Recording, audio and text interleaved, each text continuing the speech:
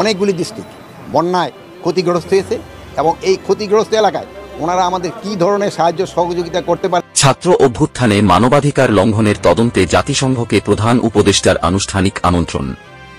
ছাত্র জনতার আন্দোলন চলাকালে মানবাধিকার লঙ্ঘনের তদন্তে জাতিসংঘকে আনুষ্ঠানিক আমন্ত্রণ জানিয়েছেন অন্তর্বর্তী সরকারের প্রধান উপদেষ্টা মোহাম্মদ ইউনূস। এ বিষয়ে প্রধান উপদেষ্টার কাছ থেকে একটি আনুষ্ঠানিক আমন্ত্রণপত্র পেয়েছেন জাতিসংঘের মানবাধিকার বিষয়ক হাইকমিশনার ফলকার তার্ক। সুইজারল্যান্ডের জেনেভায় স্থানীয় সময় শুক্রবার 30 আগস্ট এক ব্রিফিংয়ে এ তথ্য জানিয়েছেন জাতিসংঘের মানবাধিকার বিষয়ক হাইকমিশনারের মুখপাত্র রাভিনা সান্দাসানি। জাতিসংঘের মানবাধিকার বিষয়ক হাইকমিশনারের এই মুখপাত্র জানান, নিরপেক্ষ ও স্বাধীন সত্য অনুসন্ধান পরিচালনার জন্য প্রধান উপদেষ্টা মোহাম্মদ ইউনূসের কাছ থেকে একটি আনুষ্ঠানিক আমন্ত্রণ পেয়েছেন ফলকার তার্ক। গত 1 জুলাই থেকে 5 আগস্টের ঘটনাগুলোর তদন্তে জাতিসংঘকে অনুরোধ জানানো হয়েছে।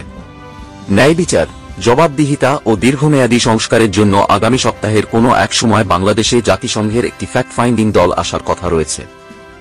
দলটিকে পূর্ণ সহযোগিতার জন্য অন্তর্বর্তী সরকার এবং নিরাপত্তা বাহিনীর কাছ থেকে প্রতিশ্রুতি পেয়েছে তারা। NU news Bangladesh.